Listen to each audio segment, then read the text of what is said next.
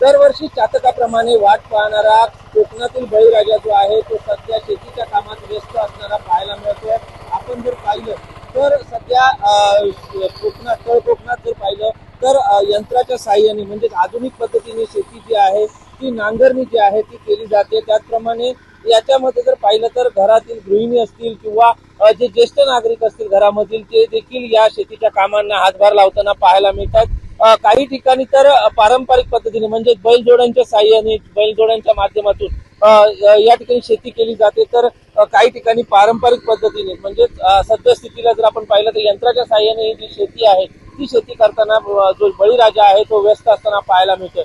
जर सिंधुदुर्ग जिल्ह्याचं वातावरण पाहिलं तर सध्या पावसाचा जोर जो आहे तो कमी असला तरी देखील शेतकऱ्यांचा म्हणजे एक अंदाज असतो। जे जुने जाणते लोक असतात त्यांना एक अंदाज असतो शेतीच्या विषयी, तो अंदाज या ठिकाणी आपल्याला पाहायला मिळतो। जरी पावसाचा वेग मंदावला असला तरी देखील बळीराजा जो आहे तो शेतीच्या कामामध्ये व्यस्त असताना पाहायला मिळतो। जर कोकणामध्ये पाहिलं विशेषतः तर भात शेती ही प्रामुख्याने केली जाते आणि यासाठी सध्या स्थितीला जर पाहिलं तर नांगरणीची कामं जी आहेत ती सध्या सुरू आहेत। पुढील काही दिवसात पाऊस येईल असं काहीसं चित्र जे आहे ते या बळीराजाला वाटतंय आणि त्यामुळे ही कामं जी आहेत शेतीची कामं जी आहेत ती सुरू झालेली आहे। आपल्यासोबत काही शेतकरी आहेत, मला सांगा आता पावसाचा जोर ओसरलाय मात्र शेतीची कामं करताय काय पावसाचा जोर ओसरलेला आहे, पाऊस कमी झालाय मात्र शेतीमध्ये काम करताय काय सांगा? शेतीमध्ये म्हणजे पूर्वतयारी जी केली पाहिजे तिला उकरणी, नांगरणी वगैरे ही केलीच पाहिजे आणि त्यावेळी पाऊस कमीच पाहिजे. आपल्या कोकणात की ना या ठिकाणी पाणी जास्त असता नाही. उकरणीच्या वेळी पहिले नांगरणीच्या वेळी पाणी कमीच पाहिजे. तसा बघितलं तर पाऊस उकरणीसाठी योग्यच आहे. म्हणजे सध्याची जो पाऊस पडतो तो शेती पिकासाठी चांगला आहे। चांगला आहे, चांगला आहे, चांगला आहे. पण या 8 दिवसात पाऊस पडला पाहिजे. जास्त पाऊस पडल्यानंतर हे पिकं वगैरे करायला ते योग्य आहे.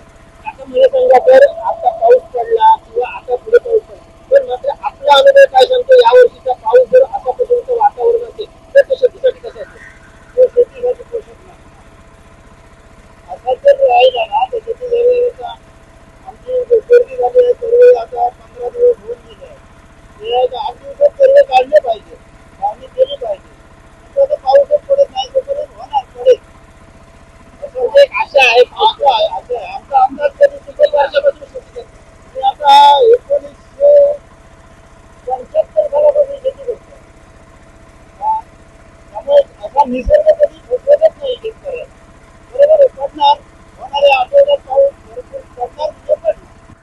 विश्वास आहे शेतकऱ्याला म्हणजे बळीराजाला की पुढील काही दिवसात पाऊस पडेल आणि शेतीच्या कामांना अजून वेग येईल। त्यामुळे सिंधुदुर्ग जिल्ह्यात या पद्धतीत अशाच पद्धतीत यंत्र असेल किंवा पारंपरिक पद्धतीत शेतीच्या कामांना वेग आला आहे आणि सध्याचे वातावरण या शेतीसाठी पोषक आहे असं काही बळीराजांचं म्हणणं आहे। व्हिडिओ जर्नलिस्ट आणि विशाल रेवडेकर, मराठी, सिंधुदुर्ग।